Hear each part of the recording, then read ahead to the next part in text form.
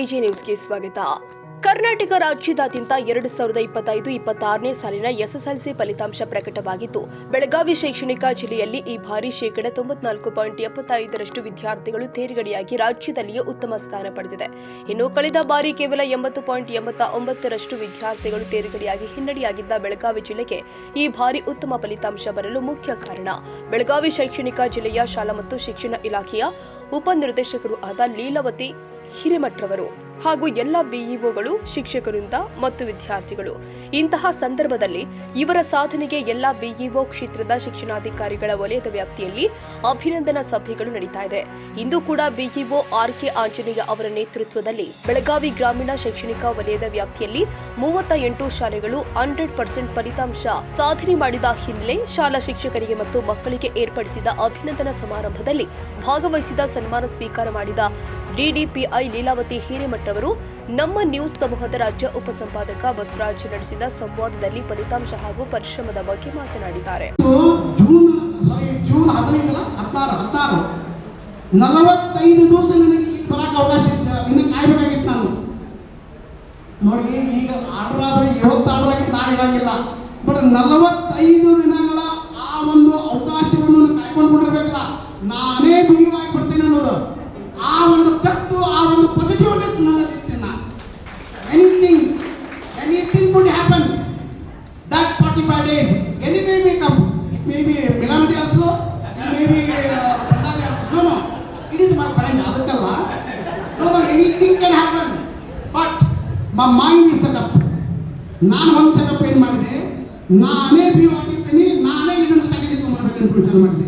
So then I started to begin with my journey with ಅದರ ಜೊತೆಗೆ ನನ್ನ ಡೈಟಿನ ಜೊತೆಗೆ ನಾನು ಕ್ರಿಯಾ ಯೋಜನೆಯ ಜೊತೆಗೆ ನಾನು ಶಾಲೆಗೆ ಫಾಲೋ ಮಾಡಿದೆ. ಫಸ್ಟ್ ಸುಲೇಬಾಗ ಹೋಗಿದ್ದೆ ನಾನು, ರೈತರದಾರಲ್ಲ, ಅಲ್ಲಿಂದ ಸ್ಟಾರ್ಟ್ ಆಯಿತು ತಡಿ ಬುದ್ಧಿ. ಹಾಗೆ ನಾನು ಇದೆಲ್ಲ ಡೈಟಲ್ಲಿ ಇದ್ದಾಗಲೇ ಸ್ಟ್ರಾಟಜಿ ಮಾಡ್ಬೋದು ಬಂದೆ. ಲೇಟರ್ ಅವನ ನಾನು ಯಾವತ್ತು ಜಾಯಿನ್ ಆದೆ, ನಿಮ್ಮನ್ನೆಲ್ಲ ಕೂಡಿಸಿ ನಾನೆಲ್ಲ ಪ್ಲ್ಯಾನ್ ಮಾಡ್ಬೋದು. ಪ್ಲ್ಯಾನಿಂಗ್ ಸಾಧನೆ ಮಾಡಬೇಕು ಅನ್ನೋಂತ ಇದ್ದು ನನ್ನ ಒಂದೇ ಟಾರ್ಗೆಟ್ ಇದ್ದಿದ್ದು, ನಾನು ಇಲ್ಲಿ ಬಂದಂಥ ವಿಷನ್ ಮೂಡ್ ಹಾಕೋ ಬಂದಿದ್ದೆ. ಈ 10 ಮಂತ್ಸ್ ಯಾಕಂದ್ರೆ ಡ್ಯೂರೇಷನ್ ಕಮ್ಮಿ ಇದೆ, ಒಂದು ರಿಸಲ್ಟ್ ಮಾಡಬೇಕು, ಒಂದು 35 ವರ್ಷಗಳಿಂದ ಇದ್ದಂಥ ಈ ಒಂದು ಗ್ರಾಮೀಣದ ಕಚೇರಿಯನ್ನು ಅದನ್ನು ಕಾರ್ಯಗತಗೊಳಿಸಬೇಕು. ಯಾಕಂದರೆ ಮೇಡಮ್ ಅವರು ಆಲ್ರೆಡಿ ಅದನ್ನು ಭಾಳ ಹೋರಾಟ ಮಾಡಿ ಜಾಗ ಕೊಡಿಸಿದ್ದಾರೆ, ದೊಡ್ಡ ಚಪ್ಪಾಳೆ ಅವರಿಗೆ. ಅದನ್ನು ನಾನು ಇನಿಷಿಯೇಟ್ ಮಾಡಬೇಕು ಅಂತ ಮಾಡಿದ ಪ್ರಯತ್ನ ಇದೆ, ಅದು ಟಿಲ್ ಲಾಸ್ಟ್ ವರ್ಗು ಇದೆ. ಇನ್ನೊಂದು ಎಷ್ಟು ಸಾಧ್ಯ ಆಗುತ್ತಲ್ಲ ಅಷ್ಟು ಶಿಕ್ಷಕರಿಗೆ ಸೇವೆಯ ಸೌಲಭ್ಯಗಳನ್ನು ಅವರು ನನ್ನ ಕಚೇರಿಗೆ ಬಂದವ್ರಿಗೆ ಯಾರಿಗೂ ಅದನ್ನು ವಿನಾಶ ನಿಯಮಾನುಸಾರ ಇದ್ದಂಥ ಎಲ್ಲವನ್ನು ನಾವು ಮಾಡಿಕೊಡ್ಬೇಕು, ನಾನು ಉಳಬೇಕು ಅನ್ನೋದು. ಯಾಕಂದರೆ ನಾನು ನಾನು ಆ್ಯಕ್ಚುಲಿ ಬಿಡುಗಡೆ ಇದರಲ್ಲಿ ಮಾತಾಡಬೇಕಾಗಿದ್ದು 1-2 ವಿಷಯ ಅಷ್ಟೇ ಮಾತಾಡ್ತಿದ್ದೀನಿ. ನನ್ನ ಕೊನೆಯ ಅವಧಿ ಬೆಳಗಾವಿಯಲ್ಲಿ ಸಿಕ್ಕಿದ್ದು ನನಗೆ ದೊಡ್ಡ ಲಾಭ. ಇಲ್ಲಿ ನಾನು ನಡೆದಾಡಿದ್ದು, ನಾನು ಕೊಟ್ಟಂಥ, ನಾನು ಉಪ್ಪಿಟ್ಟು ತಿಂದಿದಂಥ ಶಾಲೆಯಲ್ಲೇ ನಾನು ಉಪ್ಪಿಯೂ ಆಗಿದ್ದೀನಿ. ಅದು ನನ್ನ ಭಾಳ ಇದಾಗಿದ್ದು. ಬಿಕಾಸ್ ಅಲ್ಲಿ ಸಿಗ್ತಕ್ಕಂಥ ಸರ್ಕಾರಿ ಉಪ್ಪಿಟ್ಟನ್ನು ತಿಂದು ಅದೇ ಶಾಲೆಯಲ್ಲಿ ನಾನು, ಅಂದರೆ ಆ ಶಾಲೆಗೆ ನಾವು ಉಪ್ಪಿಟ್ಟು ತೊಗೊಳಕ್ಕೆ ಹೋಗ್ತಿದ್ದೀವಿ ಅಷ್ಟೇ, ಬಟ್ ಅದೇ ಶಾಲೆಯಲ್ಲಿ ಕೂತ್ಕೊಂಡು ನಾನು ಪಿ ಯು ಮಾಡ್ತಾ ಇದ್ದೆ. ಅಂದರೆ ಅದಕ್ಕಿಂತ ಹೆಮ್ಮೆ ಇನ್ನೊಂದು. ಆ ಹಿನ್ನೆಲೆಯಲ್ಲಿ ನಿಮ್ಮೆಲ್ಲರ ಒಂದು ಸಹಯೋಗದೊಂದಿಗೆ, ಹಿರಿಯ ಅಧಿಕಾರಿಗಳ ಸಹಯೋಗದೊಂದಿಗೆ, ಪತ್ರಿಕಾ ಮಾಧ್ಯಮ ಸ್ನೇಹಿತರ ಸಹಯೋಗದೊಂದಿಗೆ, ಯಾಕಂದರೆ ಎಲ್ಲ ಮರಾಠಿ ಪೇಪರ್ದವರನ್ನು ನನ್ನ ಪರಿಚಯದವ್ರನ್ನೇ. ಇವತ್ತು ನೀವು ನೋಡ್ತಿರ್ಬೋದು, ಎಲ್ಲ ಪತ್ರಿಕೆಗಳಲ್ಲೇನೂ ಕೂಡ ನಮ್ಮ ತಾಲೂಕು ಬಗ್ಗೆ, ಜಿಲ್ಲೆ ಬಗ್ಗೆ ಉತ್ತಮವಾಗಿ ಬಂದಿದೆ. ಇದಕ್ಕೆ ಏನಪ್ಪ ಅಂತಂದರೆ ಡೆಡಿಕೇಶನ್, ಟೀಮ್ ವರ್ಕ್ ಮತ್ತು ನೀವು ತೋರಿದಂಥ ಅತ್ಯಂತ ಏನು ಆತ್ಮೀಯತೆ ಮತ್ತು ಮಾಡಬೇಕನ್ನೋ ಛಲ ಏನೇ ಇರಲಿ. 54% ನಾವು 94 ತಂದಿದ್ದೇವೆ ಅಂದರೆ ಭಾಳ. ನನಗೆ ದೇವರು ಅವಕಾಶ ಮಾಡಿ ಕೊಟ್ಟಾಗ we should give back something ಅಂತಕ್ಕಂಥದ್ದು ಬಂದಾಗ ಮಾನ್ಯ ನಮ್ಮ ಜಿಲ್ಲಾ ಮಂತ್ರಿಗಳಾದಂತಹ ಸತೀಶ್ ಅಣ್ಣ ಜಾರಕಿಹೊಳಿ ಅವರು ಒಂದೇ ಮಾತು ಹೇಳಿದ್ರು. ಏನಂತಂದ್ರೆ, ಮೇಡಮ್ ರಿಸಲ್ಟ್ ನಮ್ಮದು ಬಹಳ ಕಡಿಮೆ ಇದೆ, ಬೆಳಗಾವಿ ಶೈಕ್ಷಣಿಕವಾಗಿ ಉತ್ತಮ ಒಂದು ಸ್ಥಾನದಲ್ಲಿತ್ತು, ನಮಗೆ ಫಲಿತಾಂಶ ಒಳ್ಳೆಯದು ಬೇಕು ಅಂತ ಅವರು ಮಾತಾಡೋದೇ ಕಡಿಮೆ. ಅವರು ಮಾತಾಡಿದ 2 ಮಾತಿನಲ್ಲಿ ಒಂದು SSLC ಫಲಿತಾಂಶದ ಬಗ್ಗೆ ಇತ್ತು. ಅದು ನನ್ನಲ್ಲಿ ಗಂಟೆ ರೂಪದಲ್ಲಿ ಬಡಿತಾ ಇತ್ತು. ಬಹುಶಃ ಹಾಗಾದ್ರೆ ಏನು ಮಾಡಬೇಕು? ಒಂದು ದಿವಸದಲ್ಲಿ ಒಬ್ಬಳೇ ಮಾಡುವಂತಹ ವೃಂದದ ಕೆಲಸ ಬೇಕಾಗುತ್ತೆ. ಮಗುವಿನಿಂದ ಹಿಡ್ಕೊಂಡು, ಪಾಲಕರಿಂದ ಹಿಡ್ಕೊಂಡು, ನನ್ನ ಶಾಲೆಯನ್ನ ಹಿಡ್ಕೊಂಡು, ಶಿಕ್ಷಕರು, ಮುಖ್ಯ ಶಿಕ್ಷಕರು ಎಲ್ಲ ಇಲ್ಲಿ ಕುಳಿತಿರುವಂತಹ ಅಧಿಕಾರಿ ಬಂಧುಗಳು ಎಲ್ಲರ ಒಂದು ಸಹಕಾರ ಬೇಕಾಗುತ್ತೆ. ಎರಡನೇ ಪಾಯಿಂಟು, ಮಾನ್ಯ ACS ಮೇಡಮ್ ಅವರು ಪ್ರಧಾನ ಕಾರ್ಯದರ್ಶಿಗಳಿದ್ದಾಗ ಸ್ಟಾರ್ಟಿಂಗ್ ಪ್ರಧಾನ ಕಾರ್ಯದರ್ಶಿಗಳು, ಆಮೇಲೆ ACS ಆದರು ರಶ್ಮಿ ಮಹೇಶ್ ಮೇಡಮ್. ಅವರ ಒಂದು ಸ್ಟ್ರಾಟಜಿ ನೋಡಿ, ಹೆಡ್ ಮಿಸ್ಟ್ರೆಸ್ ಒಬ್ರು ಮಾತನಾಡುವಾಗ ನ್ಯಾಚುರಲಿ ಅವರು ಮಾತಾಡಿದ್ರು, ಎಲ್ಲರೂ ಕೇಳಿಸ್ಕೊಳ್ಬೇಕು. ಮುಖ್ಯ ಶಿಕ್ಷಕರದಿರಿ, ಅಧಿಕಾರಿಗಳು ಅದಿರಿ, ಮಾಧ್ಯಮದವರು ಇದ್ದೀರಿ, ಸರಿಯಾಗಿ ನಾವು ಕೇಳಿಸ್ಕೊಳ್ಬೇಕು, ಭೇದ ಭಾವ ಅಂತಲ್ಲ. ಅವರು ನ್ಯಾಚುರಲ್ ಆಗಿ ಹೇಳಿದ್ರು, ನನ್ನಲ್ಲಿ 2 ಮಾಧ್ಯಮದ ಶಾಲೆಗಳು, ಒಂದು ಇಂಗ್ಲಿಷ್ ಮೀಡಿಯಂ ತಂತಾನೇ ಒಂದು ಓಡ್ತಾ ಇತ್ತು, ಅಲ್ಲೇ ಇರುವಂತಹ ಒಂದ್ ರೀತಿ ಸಾಕಷ್ಟು ಒಂದ್ ರೀತಿ ಶ್ರಮದಿಂದ, ವಿದ್ಯಾರ್ಥಿಗಳ ಕಠಿಣ ಪರಿಶ್ರಮದಿಂದ ಸಾಕಷ್ಟು ಒಂದ್ ರೀತಿ ಎಲ್ಲೊಂದ್ ಕಡೆ ಸಾಕಷ್ಟು ವೃದ್ಧಿಯಾಗಿ ಬೆಳಗಾವಿ ಜಿಲ್ಲೆ ಅವರು ಕೊಟ್ಟ ಮಾತಿನಂತೆ ಅತ್ಯುತ್ತಮ ಸ್ಥಾನ ಪಡೆದಿದೆ. ಈ ಬಗ್ಗೆ ಸ್ವತಃ DDPI ಮೇಡಮ್ ಅವರು ಆಗಿರ್ತಕ್ಕಂಥ ಶ್ರೀ ಲೀಲಾವತಿ ಹಿರೇಮಠ್ ಮೇಡಮ್ ಅವರು ನಮ್ಮ ಪತ್ರಿಕಾ ಸಮೂಹ ಸಿಕ್ಕಿದ್ದಾರೆ. ಅವರು ಈ ಒಂದು ರಿಸಲ್ಟ್ ಗಳ ಬಗ್ಗೆ, ಮತ್ತೆ ಸಾಕಷ್ಟು BOಗಳು ಕಷ್ಟಪಟ್ಟಿದ್ದಾರೆ, ಮತ್ತೆ ಸಾಕಷ್ಟು ವಿದ್ಯಾರ್ಥಿಗಳು ಕಠಿಣ ಪರಿಶ್ರಮ ಪಟ್ಟಿದ್ದಾರೆ, ಶಿಕ್ಷಕರು ಸಾಕಷ್ಟು ಒಂದ್ ರೀತಿ ಸಾಕಷ್ಟು ಶ್ರಮ ವಹಿಸಿದ್ದಾರೆ. ಈ ಬಗ್ಗೆ ಅವ್ರೇನ್ ಹೇಳ್ತಾರೆ? ಮೇಡಮ್ ನಮಸ್ತೆ. ನಮಸ್ತೆ. Once upon A time KDP ಸಭೆಯಲ್ಲಿ ಸಾಕಷ್ಟು ಶಾಸಕರೆಲ್ಲ ಒತ್ತಾಯ ಮಾಡಿದ್ರು ನಮ್ಗೆ, ಹೌದು, ಎಲ್ಲ ಓಕೆ, SLC ರಿಸಲ್ಟ್ ಹಿಂದೆ ಯಾಕೆ ಅಂತ. ಕೊಟ್ಟ ಮಾತಿನಂತೆ ಸಾಕಷ್ಟು ಸವಾಲುಗಳು, ಸಂಕಷ್ಟಗಳ ನಡುವೆಯೂ ಸಹ ಬೆಳಗಾವಿ ಜಿಲ್ಲೆನ ಒಂದ್ ರೀತಿ ಸಮಾಧಾನಕರ ರೀತಿಯಲ್ಲಿ ಸಾಕಷ್ಟು ಉನ್ನತ ಸ್ಥಾನಕ್ಕೆ ಒಯ್ದಿದ್ದೀರಾ. ಈ ಒಂದು ಎಕ್ಸ್ಪೀರಿಯನ್ಸ್ ಬಗ್ಗೆ ನಿಮ್ಮ ಮಾತೇನು? ಖಂಡಿತ. ತಾವೇನು ಹೇಳಿದ್ರಿ ಅದು ನಿಜ ಸಹ. ನಮಗೆ ಜಿಲ್ಲಾಡಳಿತದ ನೇತೃತ್ವವನ್ನ ವಹಿಸಿಕೊಂಡಿರುವಂತಹ ನಮ್ಮ ಮಾರ್ಗದರ್ಶಕರಾದಂತಹ ಸನ್ಮಾನ್ಯ ಸತೀಶ್ ಜಾರಕಿಹೊಳಿ ಅವರು ಮತ್ತು ಎಲ್ಲ ಜನಪ್ರತಿನಿಧಿಗಳ ಆಶಯದಂತೆ ಬೆಳಗಾವಿ 2ನೇ ರಾಜಧಾನಿಯಾಗಿ ಶೈಕ್ಷಣಿಕವಾಗಿ ಉತ್ತಮ ಹಿನ್ನೆಲೆಯನ್ನ ಹೊಂದಿರುವಂತದ್ದು, SSLC ನಲ್ಲಿನೂ ಸಹ ಉತ್ತಮ ಫಲಿತಾಂಶದ ಮೂಲಕ ಶೈಕ್ಷಣಿಕ ಅಭ್ಯುದಯವನ್ನ ದಾಖಲಿಸಿ ಎನ್ನುವಂತಹ ಆಶಯವನ್ನ ಅವರೆಲ್ಲ ಹೊಂದಿ ನಮಗೆ ನಿರ್ದೇಶನವನ್ನ ನೀಡಿದ್ದು ನಿಜ ಇದೆ. ಆ ಪ್ರಕಾರವಾಗಿ ನಾವು ವರ್ಷದುದ್ದಕ್ಕೂ ಒಂದು ಕ್ರಿಯಾ ಯೋಜನೆಯನ್ನ ಮಾಡಿಕೊಂಡು, ಪ್ರಮುಖವಾಗಿ ಮಾನ್ಯ ಮುಖ್ಯಮಂತ್ರಿಗಳ ನಿರ್ದೇಶನದಂತೆ, ಶಿಕ್ಷಣ ಮಂತ್ರಿಗಳ ಮಾರ್ಗದರ್ಶನದಂತೆ, ಮಾನ್ಯ PRS ಮೇಡಮ್ ಅವರು ಇರ್ಬೋದು, ಅಪರ ಆಯುಕ್ತರಾದಂತಹ ಈಶ್ವರ್ ಉಳ್ಳಾಗಡ್ಡಿ ಸರ್ ಅವರು ಇರ್ಬೋದು, ಜೊತೆಗೆ ಜಿಲ್ಲಾಡಳಿತದ ಹಂತದಲ್ಲಿ ಮಾನ್ಯ ಜಿಲ್ಲಾಧಿಕಾರಿಗಳು ಮತ್ತು ಶಿಕ್ಷಣ ಇಲಾಖೆಯ ನೇತೃತ್ವವನ್ನ ವಹಿಸಿಕೊಂಡಿರುವಂತಹ ವಿಶೇಷವಾದಂತಹ ಒಂದು ಆಸಕ್ತಿ ಮತ್ತು ಸತತ ಹಿಮ್ಮಾಯಿತಿಯ ಮಾರ್ಗದರ್ಶನವನ್ನ ನೀಡಿದಂತಹ ಸನ್ಮಾನ್ಯ COರಾದಂತಹ ರಾಹುಲ್ ಸಿಂಧೆ ಸಾಹೇಬ್ರು ಇರ್ಬೋದು, ಪ್ರತಿಯೊಬ್ಬರು ನಮಗೆ ಸಕಾಲಿಕ ಮಾರ್ಗದರ್ಶನ ಮಾಡಿದ್ದರಿಂದ ಬಹುಶಃ 7 ತಾಲೂಕಿನ ನಮ್ಮೆಲ್ಲ ಮಕ್ಕಳು, ಅವಿರತವಾಗಿ ಕೆಲಸ ಮಾಡಿದಂತಹ ನನ್ನ ಶಿಕ್ಷಕರು, ಮುಖ್ಯ ಶಿಕ್ಷಕರು, ಇವರಿಗೆ ಮಾರ್ಗದರ್ಶನ ಮಾಡಿದಂತಹ ನಮ್ಮ ಕ್ಷೇತ್ರ ಶಿಕ್ಷಣಾಧಿಕಾರಿಗಳು ಮತ್ತು ಅವರ ತಂಡ, ಡಯಟ್ ಪ್ರಾಂಶುಪಾಲರು ಮತ್ತು ಅವರ ತಂಡ, ವಿಶೇಷವಾಗಿ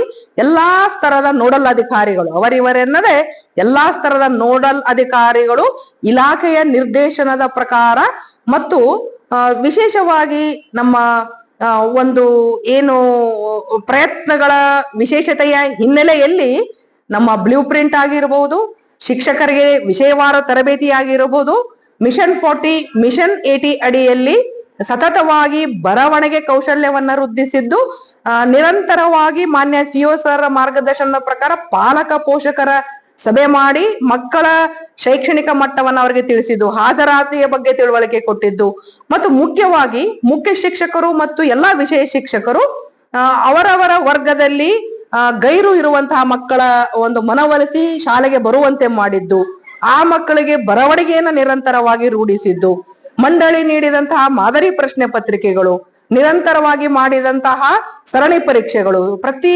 ಹಂತದಲ್ಲಿ ಮಕ್ಕಳಿಗೆ ಆತ್ಮವಿಶ್ವಾಸ ಬರ್ತಾ ಹೋಯ್ತು. ಬ್ಲೂ ಪ್ರಿಂಟ್ ಪ್ರಕಾರ ನಮಗೆ ಬಿಲೋ ಆವರೇಜ್, ಆವರೇಜ್ ಮತ್ತು ಅಬ ಆವರೇಜ್ ಒಂದು ಸ್ಟ್ರಾಟಾ ಅಥವಾ ಒಂದು ಕೆಟಗರಿ ಏನ್ ಇರ್ತದೆ ಆ ಪ್ರಕಾರವಾಗಿನೇ ಪ್ರಶ್ನೆ ಪತ್ರಿಕೆ ಬಂದಿದ್ದರಿಂದ ಬಿಲೋ ಆವರೇಜ್ ಮತ್ತು ಆವರೇಜ್, ಅಬೋ ಆವರೇಜ್ ಎಲ್ಲಾ ಸ್ತರದ ಮಕ್ಕಳಿಗೆ ಮತ್ತೆ ಮತ್ತೆ ಪ್ರಶ್ನೆಗಳು ರಿಪೀಟ್ ಆದದ್ದರಿಂದ ಅವುಗಳನ್ನ ಓದ್ಕೊಂಡು ಮನನ ಮಾಡಿಕೊಂಡು ಬರವಣಿಗೆ ರೂಢಿಸಿಕೊಂಡು ಟೈಮ್ ಹಚ್ಚಿಕೊಂಡು ಪ್ರಶ್ನೆ ಪತ್ರಿಕೆ ಬಿಡಿಸಿದ್ದು, ಇದೆಲ್ಲ ಮಕ್ಕಳಲ್ಲಿ ಆತ್ಮವಿಶ್ವಾಸ ಹೆಚ್ಚಿ ಉತ್ತಮ ಒಂದು ಫಲಿತಾಂಶವನ್ನ ಪಡಿಲಿಕ್ಕೆ ಖಂಡಿತ ಸಾಧ್ಯತೆ. ಇದರೆಲ್ಲರ ಶ್ರೇಯಸ್ಸು ಪರೀಕ್ಷೆ ಬರೆದಂತಹ ಮಕ್ಕಳಿಗೆ, ಅವರಿಗೆ ಬೋಧನೆ ಮಾಡಿದಂತಹ ಶಿಕ್ಷಕರಿಗೆ, ಮೇಲ್ವಿಚಾರಣೆ ಮಾಡಿದಂತಹ ಮುಖ್ಯ ಶಿಕ್ಷಕರಿಗೆ ಪ್ರಥಮದಲ್ಲಿ ಸಲ್ಲಬೇಕು ಮತ್ತು ಪೋಷಕರಿಗೂ ಸಹ ಸಲ್ಲಬೇಕು ಅಂತಕ್ಕಂಥದ್ದು ನನ್ನ ಆಶಯ. ಮೇಡಮ್, ತಾವೇನಾದ್ರು ಕಳೆದ ಬಾರಿ ರಿಸಲ್ಟ್ ಬಂತು, SLC ರಿಸಲ್ಟ್ ಸಾಕಷ್ಟು ಒಂದ್ ರೀತಿ ಎಲ್ಲ ಒಂದ್ ಕಡೆ ಸಾಕಷ್ಟು ಆಕ್ರೋಶ, ಒಂದ್ ರೀತಿ ಸಾಕಷ್ಟು ಟೀಕೆ ಟಿಪ್ಪಣಿಗಳು ಇದಾಗಿದ್ವು. ಇಂಥ ಸಂದರ್ಭದಲ್ಲಿ ಮತ್ತೆ ಅಕಾಡೆಮಿಕ್ ಇಯರ್ ಸ್ಟಾರ್ಟ್ ಆಯ್ತು. ಮೈಂಡ್ ಸೆಟ್ ಹಾಕೊಂಡಿದ್ರ ಇಂಥ ಸ್ಥಾನ ಬರ್ಬೇಕು ನಾವು ಅಂತ ಹೇಳ್ಬಿಟ್ಟು ಏನೋ ಗುರಿ ಖಂಡಿತ ತಾವು ಹೇಳುವಂತದ್ದು ಬಹಳ ಒಂದು ವಿಶ್ಲೇಷಣಾತ್ಮಕವಾದಂತಹ ಒಂದು ಪ್ರಶ್ನೆಯನ್ನ ತಾವು ಕೇಳಿದ್ರಿ ಬಸವರಾಜ್. ಖಂಡಿತ ಅದು ಎಲ್ಲಾ ಹಂತದಲ್ಲಿನೂ ಇದ್ದೇ ಇರ್ತದೆ. ಹೋಲಿಕೆ ಅಂತಕ್ಕಂಥದ್ದು ಅಂಕಗಳಿಗೆ ಮಾಡಬಾರ್ದು ಅಂತ ನಾವು ಹೇಳ್ತೀವಿ, ಅಂಕಗಳನ್ನ ಆಧರಿಸಿ ಸ್ಥಾನಮಾನವನ್ನ ಗುರುತಿಸಬಾರ್ದು ಅಂತ ಹೇಳ್ತೀವಿ. ಯಾಕಂತಂದ್ರೆ ಶಿಕ್ಷಣದ ಆಶಯ ಮಗುವಿನ ಸರ್ವಾಂಗೀಣ ಅಭಿವೃದ್ಧಿ.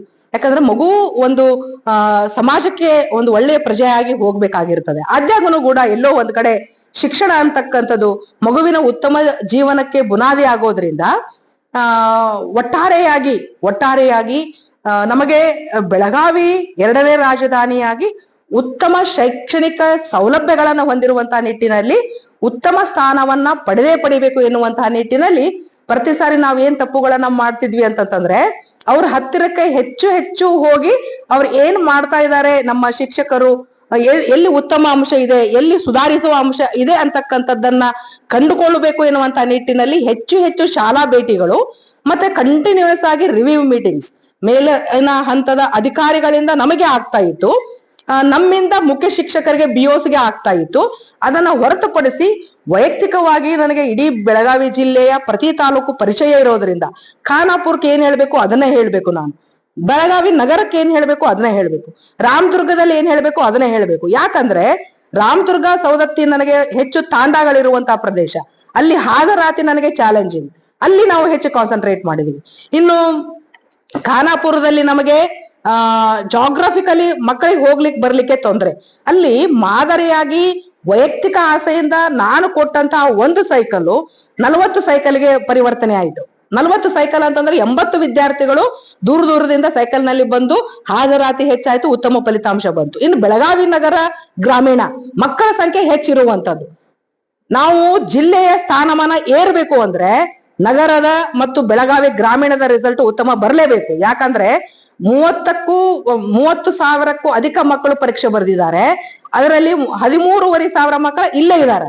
ಸೊ ಇಲ್ಲಿ ಹೆಚ್ಚು ಫಲಿತಾಂಶ ಬಂತು ಅಂತಂದ್ರೆ, ರಾಮದುರ್ಗ ಸವದತ್ತಿ ಹಾಜರಾತಿ ಕಲಿಕೆ ಬರವಣಿಗೆ ರೂಢಿ ಆಯ್ತು ಅಂತಂದ್ರೆ ಖಂಡಿತ ಒಳ್ಳೇದಾಗ್ತದೆ. ಮತ್ತೆ ಬೈಲಹೊಂಗಲದಲ್ಲಿ ಒಂದು ಉತ್ತಮ ತಂಡದ ಆಯೋಜನೆ ಇತ್ತು, ಶಾಸಕರು ನಿರಂತರವಾಗಿ ಪ್ರಯತ್ನ ಮಾಡ್ತಾ ಇದ್ರು. ಜೊತೆಗೆ ವಿಶೇಷ ಅನ್ಬೇಕು ಅಂತಂದ್ರೆ ಕಿತ್ತೂರ್ದು ಮಾನ್ಯ ಶಾಸಕರ ಆದಿಯಾಗಿ ನಮ್ಮ BO ಆದಿಯಾಗಿ ಎಲ್ರೂ ಸಹ ಅಲ್ಲಿ ಬಹುಶಃ ವಿಶೇಷ ಅಭಿಯಾನಗಳನ್ನ ಮಾಡಿದ್ರು. ಇದೆಲ್ಲ ನಮಗೆ ಬೂಸ್ಟ್ ಆಯ್ತು. ಖಂಡಿತ ಆ ಪ್ರಕಾರವಾಗಿ ಹಿರಿಯ ಅಧಿಕಾರಿಗಳು ಮತ್ತು ಸಕಾಲಿಕ ನಿರ್ಣಯಗಳಿಂದ ನಿರಂತರ ಅನುಪಾಲನೆಯಿಂದ ಮಕ್ಕಳಿಗೆ ಒತ್ತಡ ಆಗದ ರೀತಿಯಲ್ಲಿ ನಾವು ಮಾಡಿದ್ದು ಉತ್ತಮ ಸ್ಥಾನ ಬರ್ಲಿಕ್ಕೆ ಕಾರಣ ಆಗಿದೆ. ಈಗ ಬೆಳಗಾವಿ ಜಿಲ್ಲೆ ಅಂತಕ್ಕಂಥದ್ದು ಎಲ್ಲ ಒಂದ್ ಕಡೆ ಸಾಕಷ್ಟು ಇಂಡಿವಿಜುವಲ್ಗೆ BO ಕ್ಷೇತ್ರ ಶಿಕ್ಷಣ ಸಾಕಷ್ಟು ಒಂದ್ ರೀತಿ ಸಾಧನೆಗಳು ಮಾಡಿದ್ವಿ. ಈ ಕಿತ್ತೂರು ತಗೊಳ್ಳಿ, ಒಂದ್ ರೀತಿ ರಾಜ್ಯಕ್ಕೆ ಒಂದ್ ರೀತಿ 5ನೇ ಸ್ಥಾನ. ಮತ್ತೊಂದ್ ಕಡೆ ಈಗ ಬೆಳಗಾವಿ ಗ್ರಾಮೀಣ ಅಂತಕ್ಕಂಥದ್ದು ಎಲ್ಲ ಒಂದ್ ಕಡೆ ಅತಿ ಹೆಚ್ಚು 38ಕ್ಕೂ ಹೆಚ್ಚು ಶಾಲೆಗಳು 100% ಮಾಡಿರ್ತಕ್ಕಂಥದ್ದು. ಮತ್ತೆ ಖಾನಾಪುರ ಅಂತಕ್ಕಂಥ ಒಂದ್ ರೀತಿ ತುಂಬಾ ಕ್ಲಿಷ್ಟಕರ, ಇದರಲ್ಲಿ ಯಾರು ನಿರೀಕ್ಷಣೆ ಮಾಡಿರ್ಲಿಲ್ಲ 7ನೇ ಸ್ಥಾನ ಬಂದಿರ್ತಕ್ಕಂಥದ್ದು. ಇದರಿಂದ ಸಾಕಷ್ಟು BOಗಳು, ವಿಶೇಷವಾಗಿ ಶಿಕ್ಷಕರುಗಳು ಮತ್ತೆ ಸಾಕಷ್ಟು ವಿದ್ಯಾರ್ಥಿಗಳ ಕಠಿಣ ಪರಿಶ್ರಮ ಇದೆ. ಹೌದು, ಖಂಡಿತ ಪರಿಶ್ರಮ ಇದೆ. ಮುಖ್ಯವಾಗಿ ಆಯಾ ಪರಿಸರಕ್ಕೆ ಅನುಗುಣವಾಗಿ ಅವರ ಇತಿಮಿತಿಗಳನ್ನ ಅರಿತುಕೊಂಡು ಕ್ರಿಯಾ ಯೋಜನೆ ಮಾಡಿಕೊಂಡು ಹಾಜರಾತಿ, ಬರವಣಿಗೆ, ಓದುವಿಕೆ, ವಿಶೇಷ ತರಗತಿ, ಪೋರ್ಷನ್ಸ್ ಮುಗಿಸೋದು, ಮಾದರಿ ಪ್ರಶ್ನೆ ಪತ್ರಿಕೆಗಳನ್ನ ಬಿಡಿಸೋದು, ಇವುಗಳ ಎಲ್ಲವನ್ನ ಮಾಡಿದ್ದರಿಂದ ಖಂಡಿತ ನಮಗೆ ನಾನು ಆಗ್ಲೇ ಹೇಳಿದ ಹಾಗೆ ಖಾನಾಪುರ ಇರ್ಬೋದು, ರಾಮದುರ್ಗ ಸವದತ್ತಿ ಇರ್ಬೋದು, ಬೈಲಹೊಂಗಲ ಇರ್ಬೋದು, ಬೆಳಗಾವಿ ನಗರ ಗ್ರಾಮೀಣ ಎಲ್ಲಾ ಹಂತದಲ್ಲಿ BO ರವರು. ಮತ್ತೆ ಇನ್ನೊಂದು ನಮಗೆ ಚಾಲೆಂಜಿಂಗ್ ಏನಪ್ಪಾ ಅಂತಂದ್ರೆ, ಬೆಳಗಾವಿ ನಗರ ಗ್ರಾಮೀಣ ಜೊತೆಗೆ ಖಾನಾಪುರದಲ್ಲಿ ಮಲ್ಟಿಲಿಂಗ್ವಲ್ ಇರುವಂತದ್ದು ಕನ್ನಡ, ಮರಾಠಿ, ಇಂಗ್ಲಿಷ್ ಮಾಧ್ಯಮ ಬಹಳ ಚಾಲೆಂಜಿಂಗ್ ಇದು.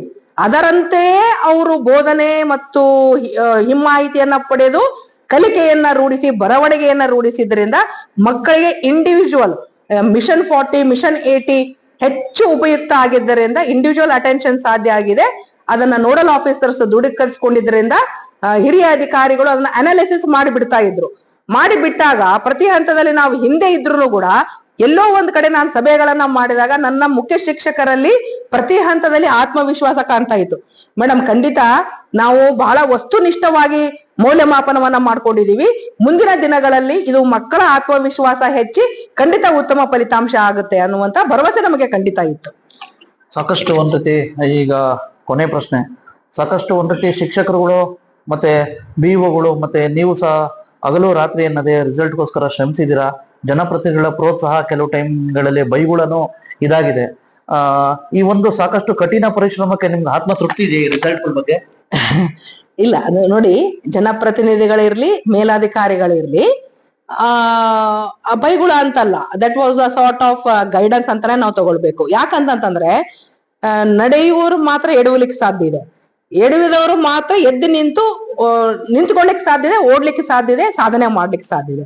ಸೊ ಆ ನಿಟ್ಟಿನಲ್ಲಿ ಖಂಡಿತ ನಾವು ಉತ್ತಮ ಮಾಡ್ಲಿ ಅಂತಾನೆ ಅವ್ರು ಹೇಳ್ತಾ ಇದ್ದಿದ್ದು. ಮತ್ತೆ ಪ್ರತಿಯೊಬ್ಬರ ಶಾಸಕರಿಗಾಗ್ಲಿ ಹಿರಿಯ ಅಧಿಕಾರಿಗಳಿಗಾಗ್ಲಿ ಅವರವರ ವ್ಯಾಪ್ತಿನಲ್ಲಿ ಸಾಧನೆ ಆಗ್ಬೇಕು ಅನ್ನುವಂಥದ್ದು ಇದ್ದೇ ಇರ್ತದೆ. ನಮಗೂ ಆ ರೀತಿ ಇದೆ.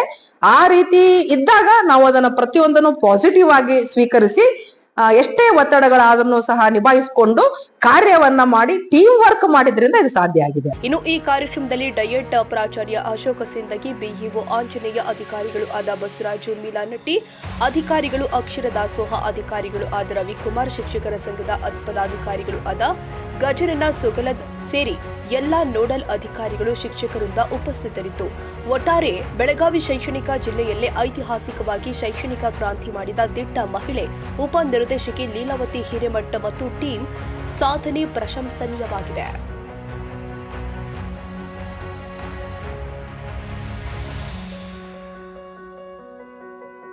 ಕನ್ನಡಿಗರ ಮೆಚ್ಚಿನ ನಿಮ್ಮ AJ 24/7 ನ್ಯೂಸ್ ಕನ್ನಡ ವಾಹಿನಿ ಇದೀಗ ಟಿವಿಯಲ್ಲಿ ಲಭ್ಯ. ಒಂದು ವೇಳೆ ನೋಟಿಸ್ ಕೊಟ್ಟಿದ್ರೆ ವಾಪಸ್ ತಗೋತೀವಿ. ಇವತ್ತು ವಕ್ಫ್ ಪ್ರಾಪರ್ಟಿ ಅಂತೇಳಿ ಬರ್ತದೆ ಅಂತ ಹೇಳಿದ್ರೆ ರೈತರು ಬೀದಿಗೆ ಬದಲು ಏನ್ ಮಾಡ್ಬೇಕಾಗುತ್ತೆ? ಯಾರು ವೋಟ್ ಹಾಕಿಲ್ಲ ಅಂದ್ರೆ ಗ್ಯಾರಂಟಿನೆಲ್ಲ ಸ್ಟಾಪ್ ಮಾಡ್ಬಿಡ್ತೀವಿ.